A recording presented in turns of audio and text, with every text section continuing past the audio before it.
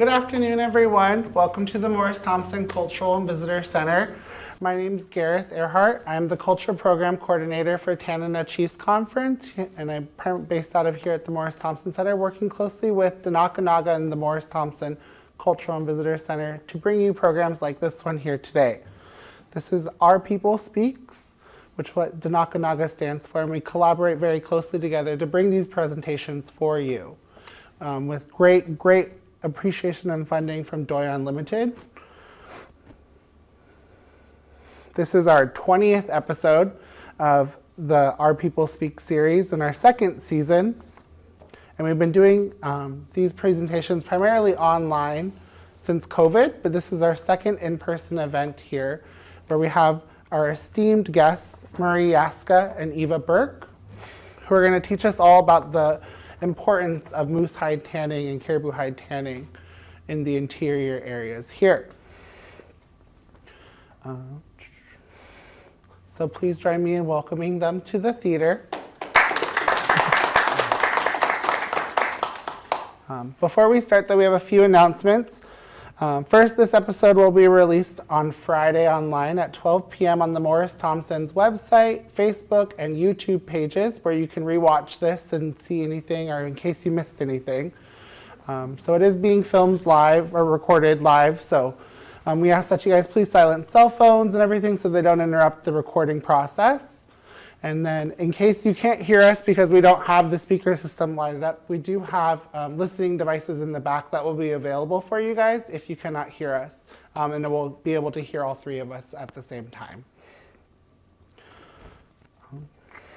And then at the end of the program, once you guys are outside, if you want to be notified any more about upcoming programs or classes that we're going to be offering with the Nakanaga and Nenana Chiefs Conference here at the Morris Thompson, Diana and Grail will be outside for you guys to sign up on an email list, and we'll send out emails of when these events are going to happen. Our classes will when classes are being held.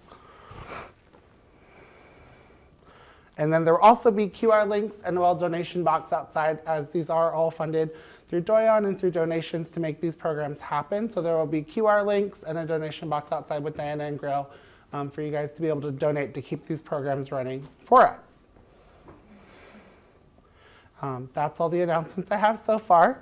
So let's get started with the program. So I'll let them introduce themselves first. If we start with Marie. I got started by helping my mother tan her moose hides. I did it for many years before she finally told me, this year you're going to tan your own. And I was thinking, well, she's there if I need help. But she had it all planned out. She went on vacation. And so, first thing I would say is when you get your moose, you have to make sure you leave enough of the neck hide on there it makes it easier to tan that way because we cut holes all around the edge and stretch it like that. And when we used to tan them, when I lived back home in Huslia, in the fall time when we get the moose, we used to just fold the hides and put it under the cache or wherever. And then after the holidays, we would bring it in. And everyone back home did this back then. We used to tan our own hides mostly because it was necessary. We needed the hide to make mucklucks and stuff. And in those days, people didn't have too many jobs. There wasn't too many jobs.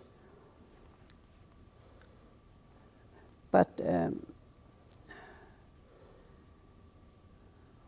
we would bring the hide in after holidays, and it takes about a week to thaw out. Then after it thaw out, then we had a say about 4 feet of this bigger round wood that we would lean against something, the wall or something. And we start fleshing it like this, take the meat off. And another thing, when they skin the hides in the fall time, it's easier for us to flesh it if they leave that first layer of meat on there. And we use this to get that flesh off, and then afterwards we turn it over and we cut the hair off.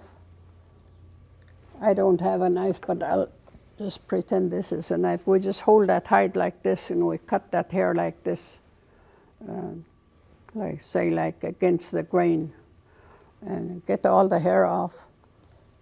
And then we start fleshing it again on both sides.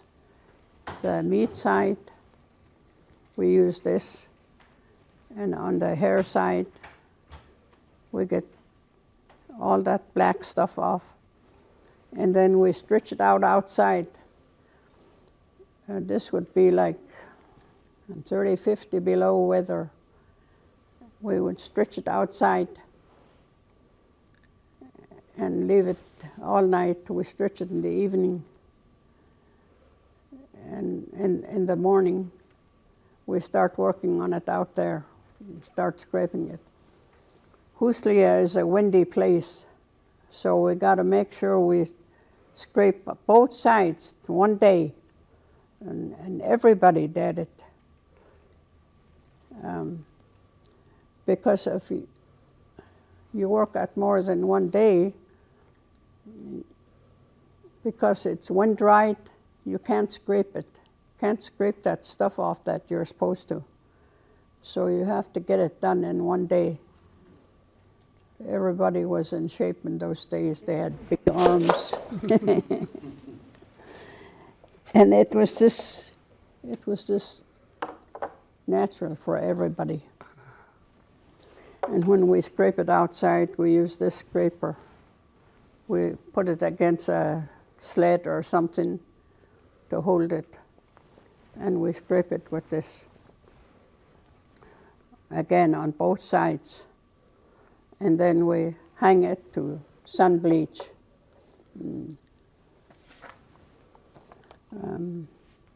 Before we move on, Maria, let's go over to Eva and see how she got started with tanning process real quick.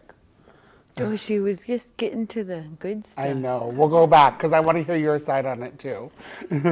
I'm Eva Dawn. I'm from Nenana in Manly Hot Springs. My grandma, she was the one that tanned hides, and so I didn't get the chance of getting to observe somebody for years. I think there's a lot of history in our school system that separated us from getting those really important lessons that we needed. So now here I am with my college degrees at 40 years old with the big arms working to learn. And that's what it is, because I have to find the teachers that are out there that are willing to share their space with us, that are willing to take the time to teach us. And I think I get all excited about tools because you really can't get too far on a moose hide if you don't have good tools.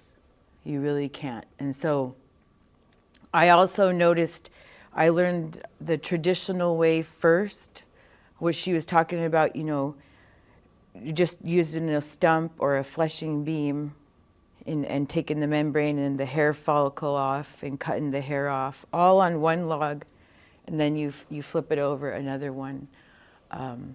The hardest part was twisting. If you have a big hide, you got to twist this hide to get all this stuff out. And so the holes that she's talking about are important for twisting and wringing that hide. So I think there's parts of the hide that I'm lucky where there's groups of us, where we're friends all working together, and we're learning together, and so we get to try different tools. We get to try different techniques from teachers.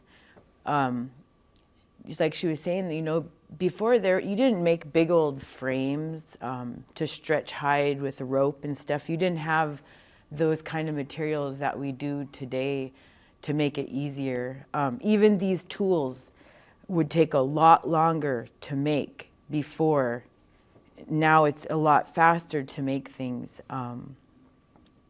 But saying that, I'm learning from Tom Huntington right now, as well as Tanya Larson. And I've learned from Jessica Denny, Agnes Denny, and Lena Charlie from Chistachina, and as well as Kunak Marjorie Tabone, and as well as Melissa Shaganoff and her aunties. So there's a lot of different teachers, and I'm really grateful to like, we call it a moosehide movement. Because it takes time, and like you're saying, why would I want to do that? Why would I want to go sit in the yard and scrape the hide? Because my mom made a beaded dress for my daughter, and she had to use the commercial hide, and it was so hard for her to bead onto it and to sew onto it. It's just like rubber. Just like the strips that you guys get to buy at the store, those are rubber. I wouldn't eat those either.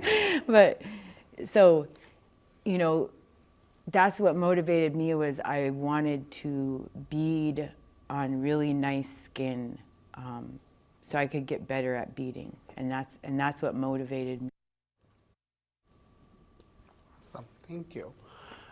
So we're going back to your materials, Marie, with the different tools that you've been using. So we have a little bit more modern tools, but I see we have some bone tools, which would be more what we originally used to tan the hide. This is what we used to use after we stitch it and everything. Mm-hmm. You know, we hang it over the pole, and we go like this all day long till it's soft and dried. But this was, you know, it's kind of like what they call ulu, but it's Klabas. it's not sharp like ulu. It's for tanning. It's got rounded edges. Yeah, doll. And that's the thing, once you wring it out, you're in it.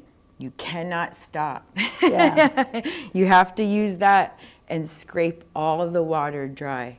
And that's the part where you can't stop once you start that part. You got to get your friends and get ready and make sure they all got one. Some people had a stone that they've had for years that they used to use too. But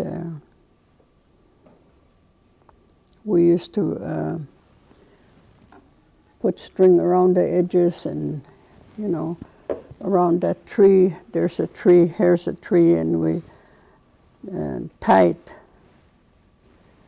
it to that tree, and we start twisting that hide like this. That's how we got the water out of it. And this is we use the brains of the moose to tan the hide. And we also used to use Felt's naphtha soap, which we can't use right now because they changed the chemicals in there that ruins the hide. So I didn't know that. I got some marten skins one time from my late brother. I wanted to make hats for my sons with hides that he caught. And So I went home and I washed it with that Hill's naphtha soap and left it there for a while, and when I started to work on it, the hair just slid off. I was so disappointed. And I called my sister-in-law, and she said, "We don't use that soap anymore. It ruins the hides." I didn't know that. Now we use, she said, we use that Down soap, the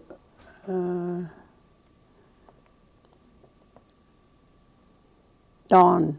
It's called Dawn, I guess, kitchen, for washing dishes. That's what we use now. Or we used to. I don't tan hides anymore. It's okay though. Yeah. And So these tools, Marie, where did you, these all tools that are passed down to you? yes, yes, all these tools are passed down to me except this one. My son-in-law just made this. But my oldest tool, this is my oldest tool for tanning caribou leggings or wolf leggings, wolverine leggings. This used to be my grandmother's, so this is old. This has been handed down.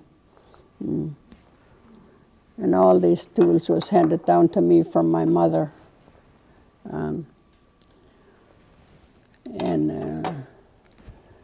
This is caribou bone that we also use for tanning caribou, just like same as moose hide. But the caribou hides, you gotta stay with it because it's thinner and it dries faster. One time I was working on caribou hide, and my daughter came to me, and she's the youngest, and she said, "Mom," Wilbur, that's her oldest brother, she said,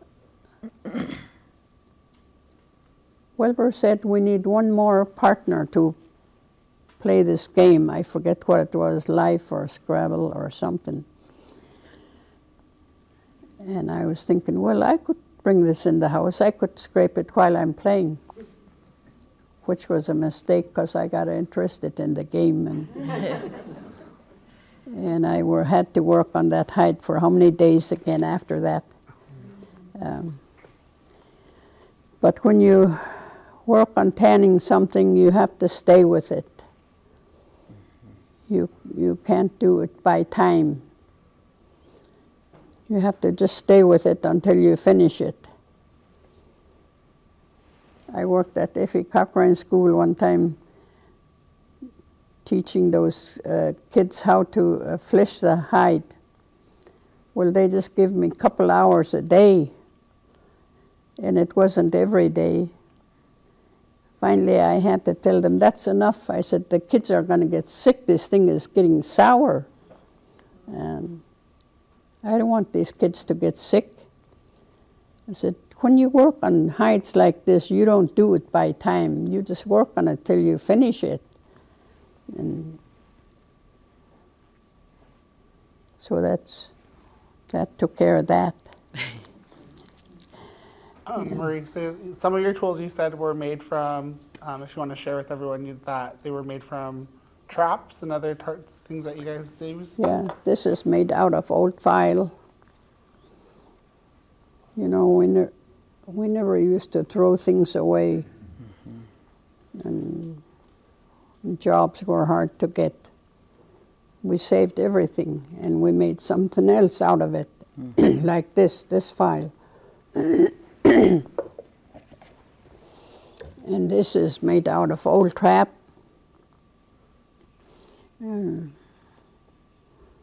This is for tanning hides also, small hides. And just like this is made out of old saw, same as this.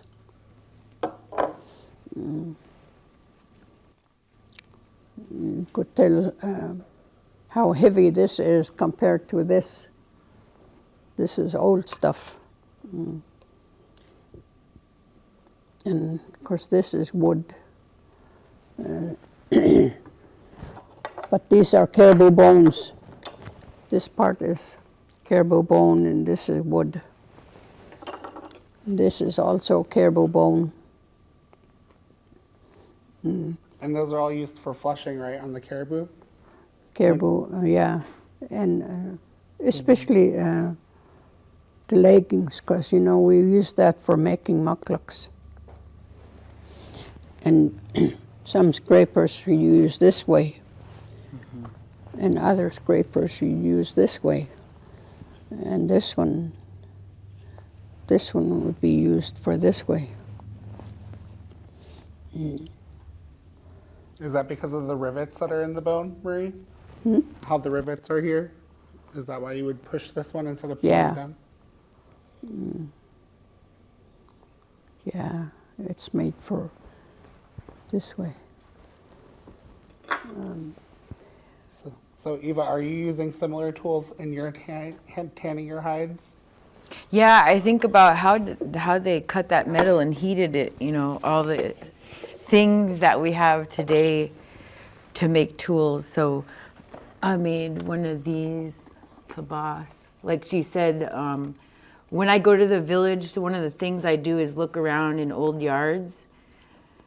It's called looking. But I look for the old steel.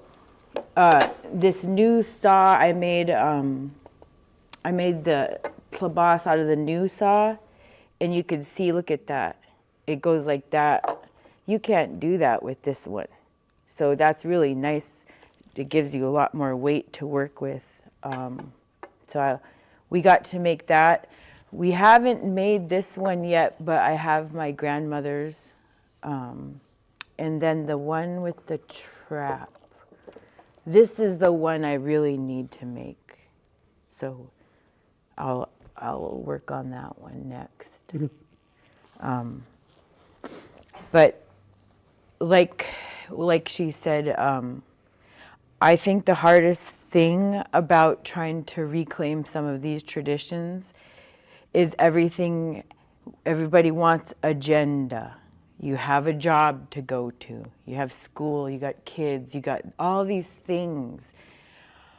And I just think about how strong our grandmas and, you know, even my mom and dad, we grew up on the trap line and at fish camp, and you just woke up early and you worked all day, and that's the way it was. And everybody had a job, and, you know, you didn't just stop, like you stayed with things. You have to stop when the things are done, and you're not going to follow this clock or this perfect schedule, you know, and each hide is different too. That's the other thing. You're very different between a big bull, a young bull, or a cow. Each one of those hides is different. So you have to use the right tools. So you have to have a variety of tools. So I'm so early on in my hide tanning career or hide tanning journey, right? That one day I want to have a nice little sack with all the tools. All your tanning tools. All the tanning tools, yeah.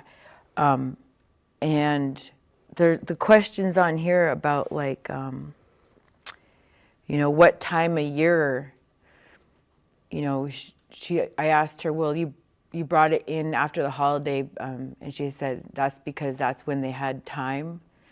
And that was another thing, like our people used to really harvest out on the land from like March until October. And so you're so busy March through October that, you know, fitting that hide in there, you got to really fit it in to your whole year when you're trying to get it all done. And the biggest lesson is don't rush. So that's the thing. If you rush, you'll make a mistake, for sure. You got bad energy, don't touch that hide. You're feeling some kind of way, go take a walk. Don't touch that hide. You always have to be just in a good way and putting good energy into that hide, and you'll get in this rhythm of just, and it's always good to have a friend, huh? So you guys can talk and laugh and work together and teach each other. Some families used Yeah. to do it as a family. And like she say, you know, tell stories, and everybody is happy they're getting this done. Here's our smoking wood. That's what we use to smoke it before we tan it and after we tan it. Before we tan it, we smoke it with this. If you don't do that, and you can't tan it, it's just going to be slimy. And you can't tan it. But this work does the magic for us, this smoke, this wood. You have to hunt for that too. It's a spruce, rotten spruce. You find them, sometimes they're just cute. And if it's not dry, you have to dry it out for a couple of weeks before you use it. So would this be stuff that we gathered, like you were saying, through March through October? Would this be stuff that we gathered in the fall to have ready for, say, January, when you said you would work on hides, so it would be dried out? Yeah. I gather all the time. We, Yeah. in the springtime, that's when we would smoke the hide before we tan it. Yeah. You know, we either just put it in the smokehouse or make a dome inside the smokehouse. We put that hide there and smoke it so it wouldn't be slimy. Yeah. Because if it's slimy, you can't work with it. And then after it's all tanned, then we sew it together. Here's our needle and our thimble and any kind of thread. Thread that you can rip easy. You tan it, fold it, make a tube out of it, make a tube out of the hide to smoke it. And then you can get a little sack like this for your, this is a sewing bag made out of moosehide. You can make all kinds of things out of moosehide. So once you're done scraping it and putting that fermented brain and everything on that process, and then you sewed it into a tube, you said, to smoke it? Is that to get the color? Uh-huh. Okay. How long do you smoke it in that tube-like form? Oh, we used to do it, we just keep checking it all day. Okay. You know, we start smoking in the morning and just keep checking it. Usually there'll be a hole or two or more on the hide. And we put cork in there. That's where we could check it from. Gotcha. And you're just smoking it till you get to the color that you want? Uh-huh. Okay, gotcha. That's that's a little different than I learned too. So we learned from our Canadian friend that you can actually, the first time I learned, we took the brain paste, the fermented brain, and put it in a little cheesecloth in the tin tub and stirred the whole hide in there with it. And then then we wrung it out and smoked it. But this time, what we did is we took that brain paste, and after when the hide was dry, and after we did this part on both sides, that gets all the imperfections. It makes your hide just white. and then we added the paste, and then we put it in the smoker, and then we're just waiting for it to dry.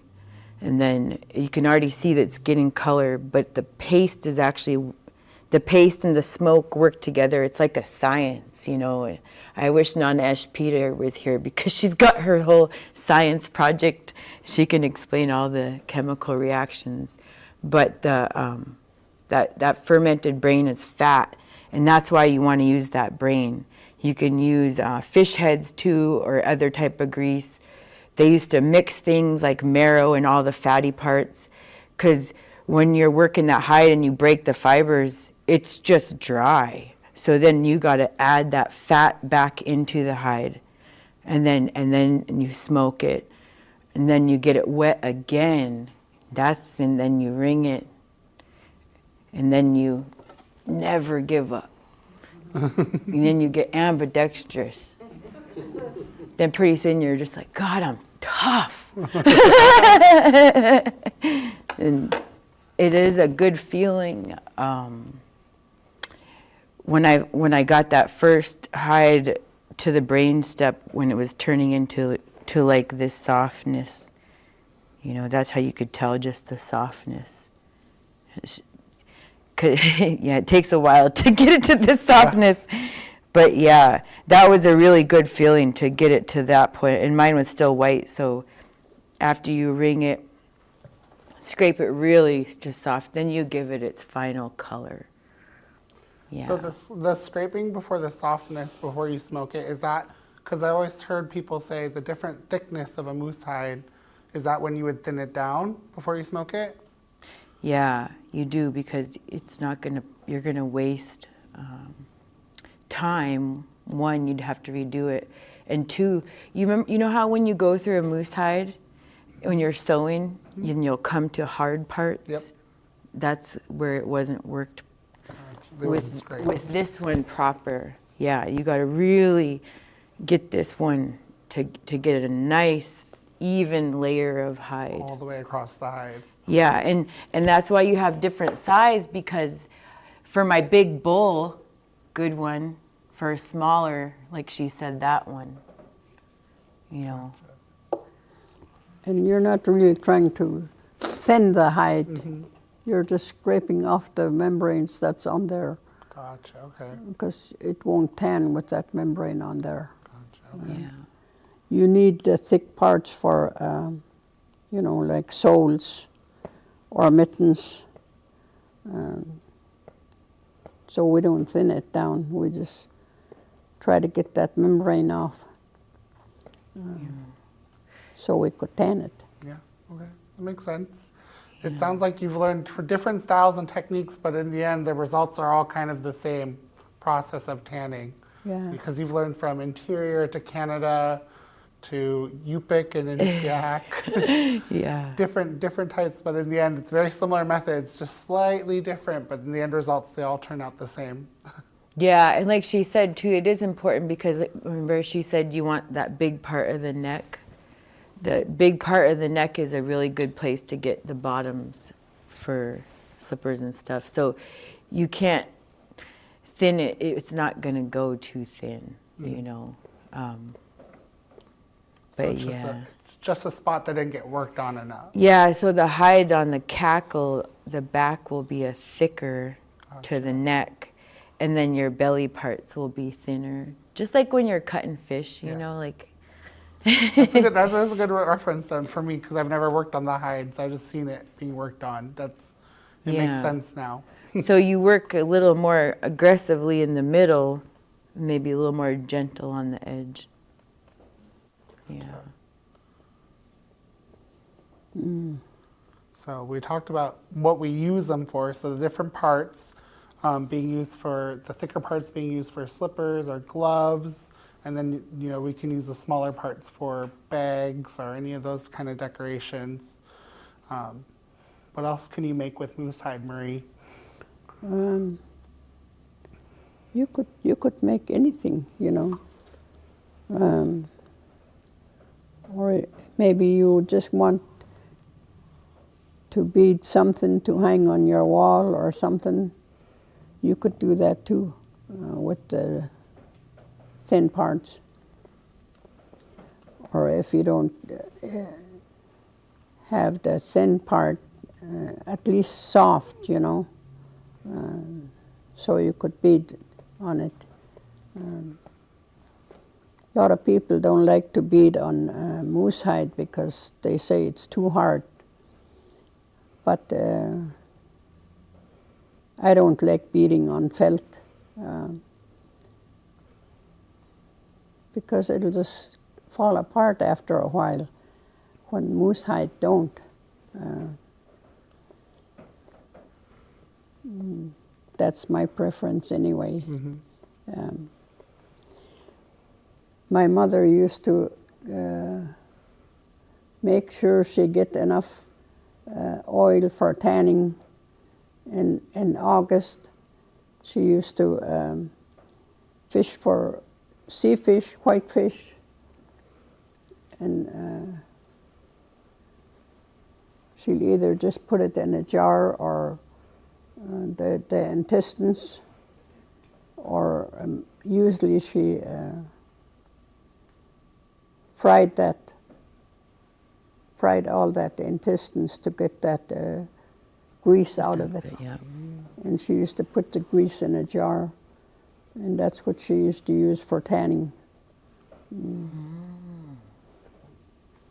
Smart. So they really used every part of the animal. Nothing went to waste into that tanning process. They used every single bit. Really, really resourceful people. They were scientists for sure. Beyond science. Nowadays we use whisk oil because we don't have the fish oil. Yeah. So moosehide is tanning is a dying art here in Alaska. What are ways that we're trying to revive it, Marie?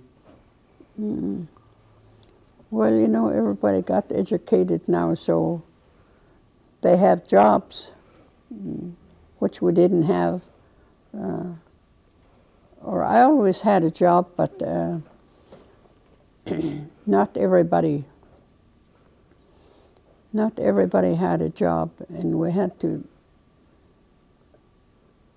tan our own hides because we couldn't afford to buy it.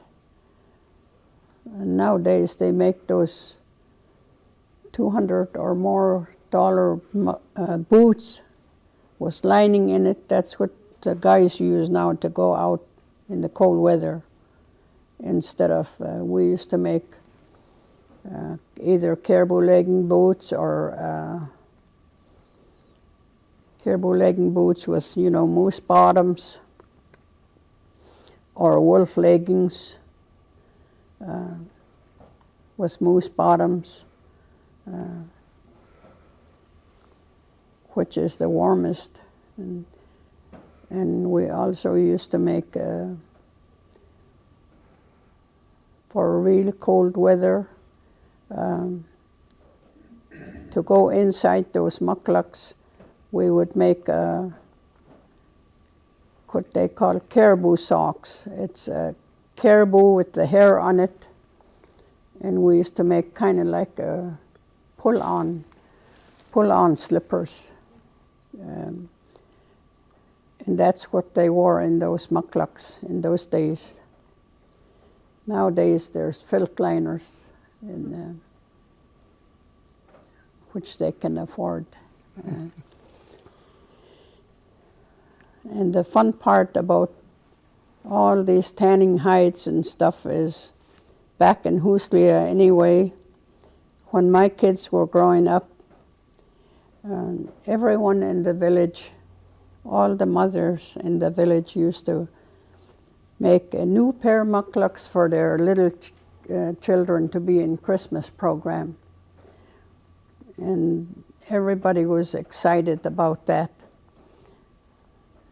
And I always remember, after we did all that work, make all those little mucklucks for them to wear to Christmas program, and when we're leaving the school, it's snowing. And by the time we get home, their little mucklucks are wet. And it's all around the stove in the morning.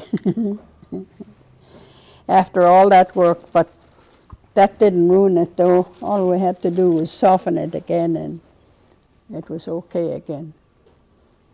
Nowadays it's not like that.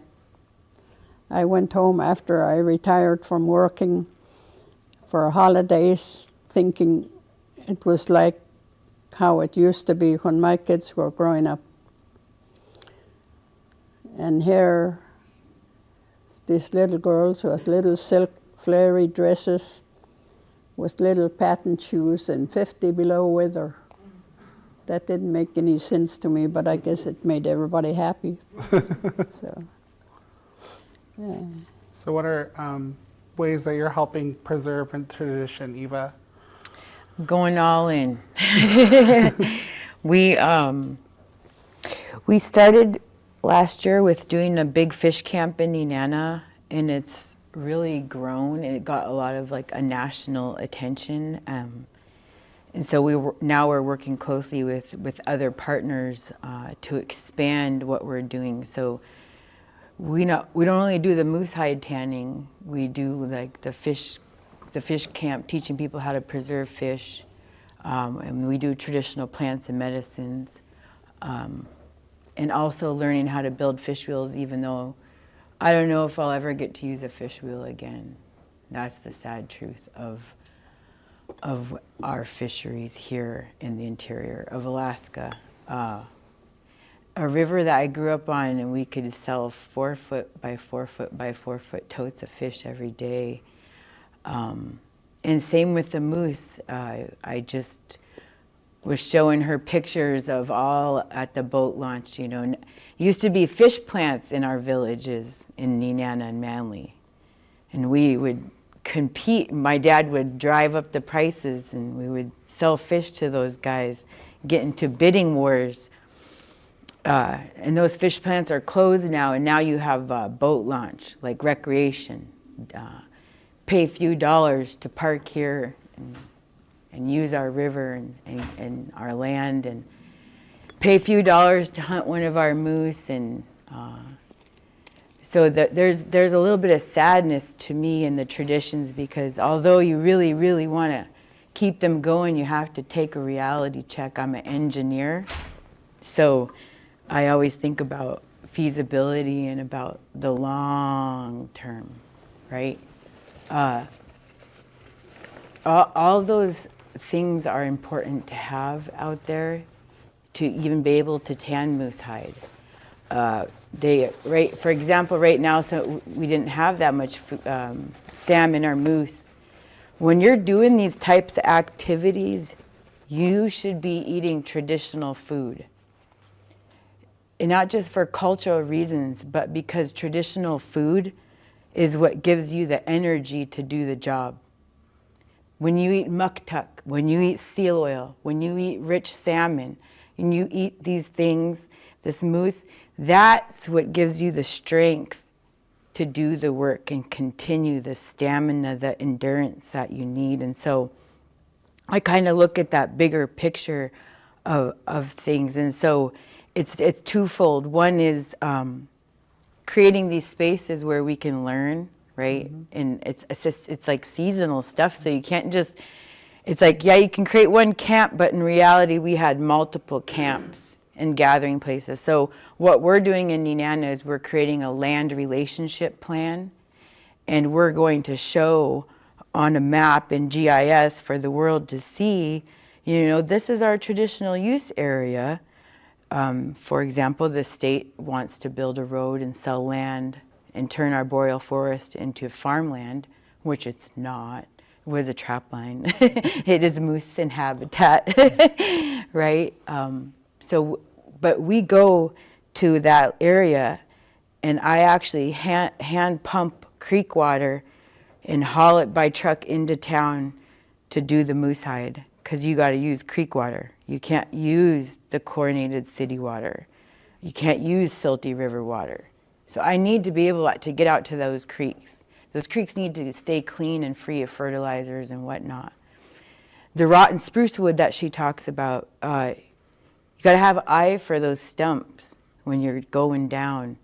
And so right now they're clear cutting in some places. So I'm like, will there even be spruce for the future? So to me, it's like if we have a land relationship plan in place and we create these Indigenous Learning Center, keeping those traditions alive, keeping the relationship to the land alive, then we're more connected to it. And I think that in the long run, that's how we can kind of preserve these traditions and hopefully have the resources to continue to preserve the traditions, because there is a lot of pressure on our resources. That's a real truth. How can people get involved then with that sort of thing? Someone has to be interested. Mm-hmm. Like my daughter is interested in crafts. You know, here's a checkbook made out of moosehide. And here's another one. She's interested in making stuff like this, and keychains and what have you. But someone has to be interested to get interested in stuff like this. Plus, my daughter is allergic to commercial tan stuff, so that's why I taught her how to tan her own hides. And she, in turn, is helping others that want to tan. Susan Paskvan, for one. Susan wanted to do a moose hide for their potlatch one year, so her and Nancy tied hides with the help of Susan's boys. And they did a good job. But somebody has to be interested.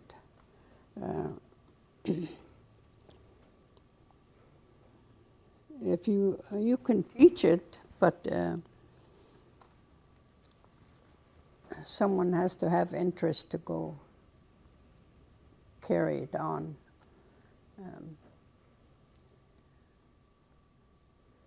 Someone asked me to,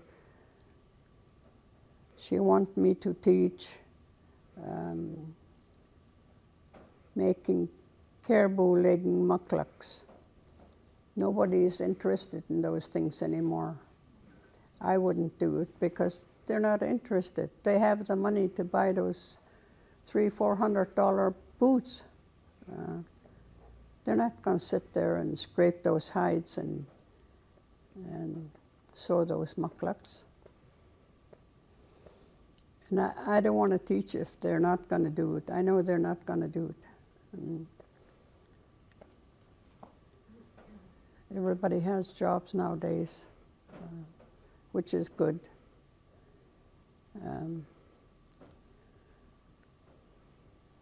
But someone like her, she's interested. It has to be somebody that's interested.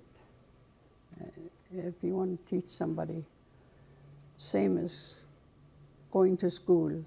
Some kids are interested in school, some kids are not. They're good at different things.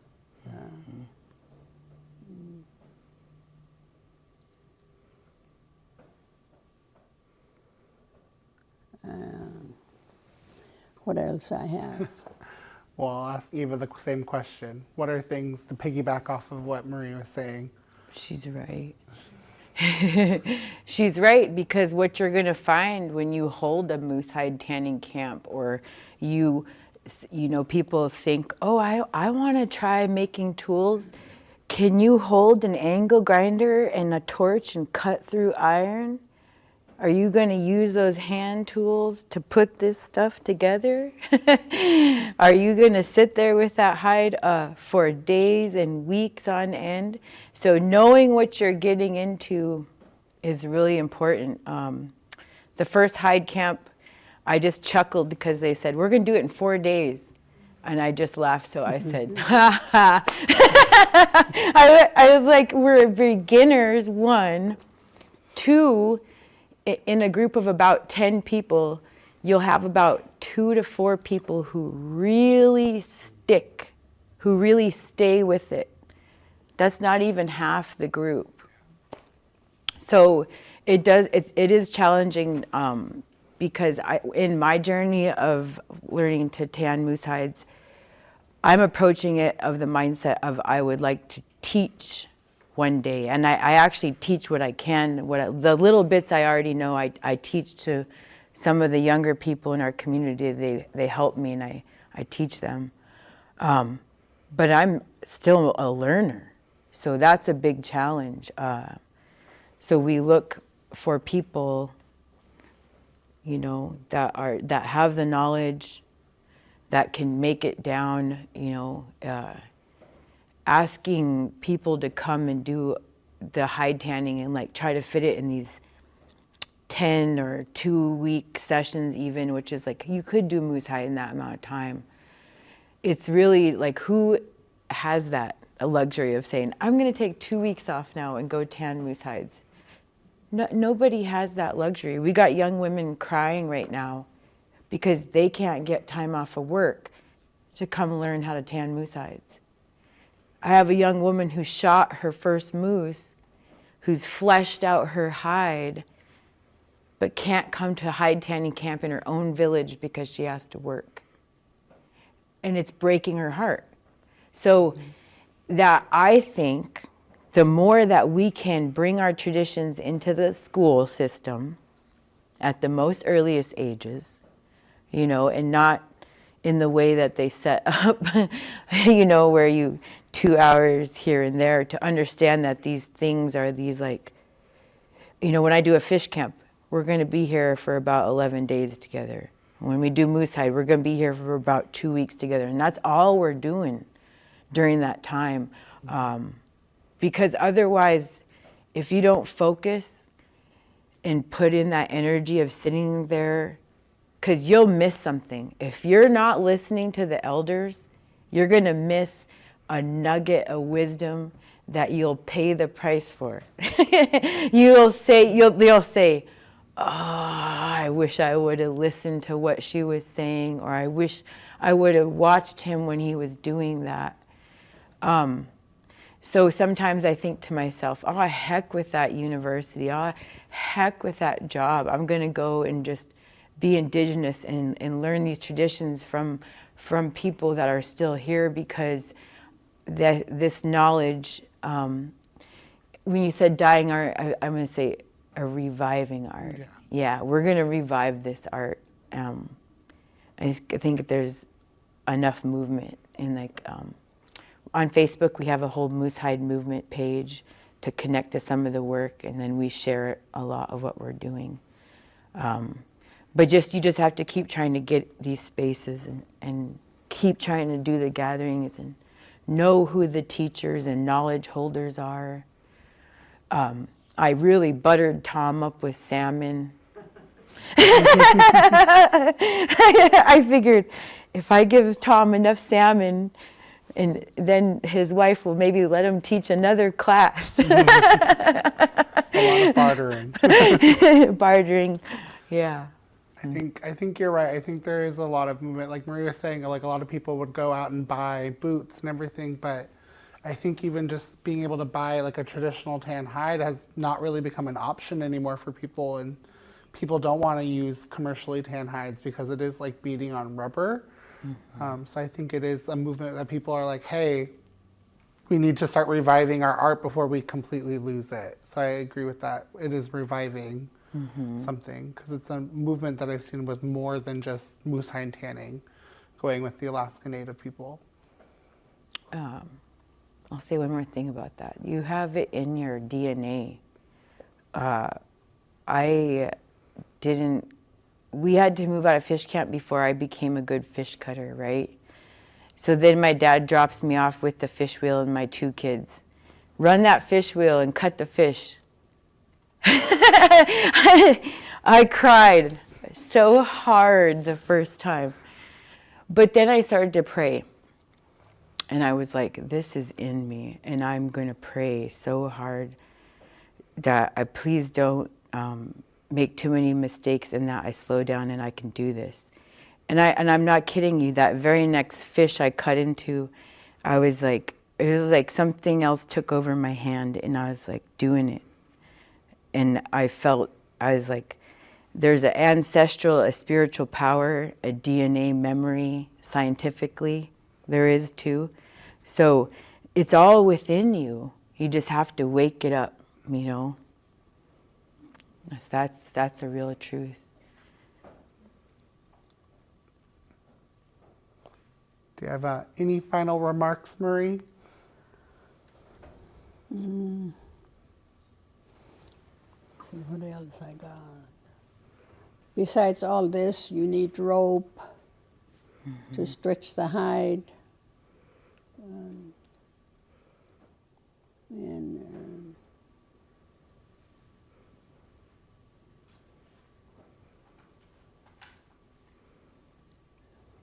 But I would still say the first thing is to know how to butcher out your moose in the fall. Make sure you leave that first layer of meat on there, and leave enough neck on there so it'll be easier to tan. And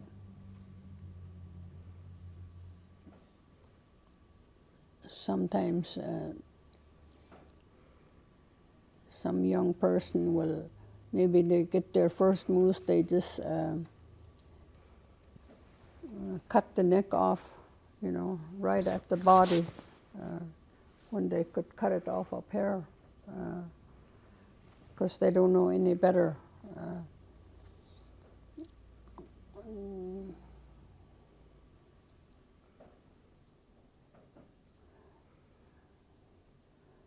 And I think that's all I have now. Alrighty. Do you have any final remarks, Eva? That's the same thing too that Tom said about nowadays our way of hunting has changed to where a lot of people were just throwing hides away. So now people are understanding that we'll use them, and they're starting to. Last year we had so many hides we couldn't fit them in freezers, and they were stored in the snow. Hence, there was a really rapid scraping this spring when it was thawing out, getting the hair off so we could get it into a freezer for later on. But Tom told us before they didn't bleed out or cut the head off right away or any of those things. They actually let the animal sit for a little while. Then they bled it out, and it was the first step of aging the meat by leaving everything in there. And then, like she said, that first layer of meat, when you skin it, you don't skin towards, you know, when you're skinning the animal, you don't skin towards the skin, you skin towards the animal. And you're just going like that. And they said the old timers too, they really could use their hands and punch down, which took a lot of strength, and they didn't use the knife as much. They actually used their hands so that you wouldn't have knife marks. Because what will happen is you'll see those knife marks, and as hard as you try with this to take out a deep knife mark, you might not get it out. So it's really, that is really getting the hide. Also, that hide is heavy. It's like, I don't know, maybe over 100 pounds or more. When it's wet, it's a couple hundred. But bringing that hide in is a chore for people, you know. I mean, I see people leaving bones out there. I see people leaving all kinds of stuff out there. So it's like, you know, if you're going out to get a moose, think about all those pieces. And people used to set up camp and sit with their animal, and that way they could have the time they needed to cut it up carefully for all the pieces that they needed. One tool also that we make is out of this part with the moose, And you can make a moose flesher out of the bone, and you can use that part for fleshing like this. You can make one out of a moose bone. So there's so many different things to learn. Just keep eye out there for what's coming up next, because I think there'll be more opportunities for classes. Definitely. Awesome. Well, thank you for joining us today in the moosehide tanning process. I just want to thank again Doi Unlimited for sponsoring us to make this possible, and donations from everybody like you. And Danaka Naga, the Morris Thompson and Tanna Cheese Conference for also helping us make this a possibility. And thank you for joining us in our moosehide tanning, Our People Speaks presentation. I see.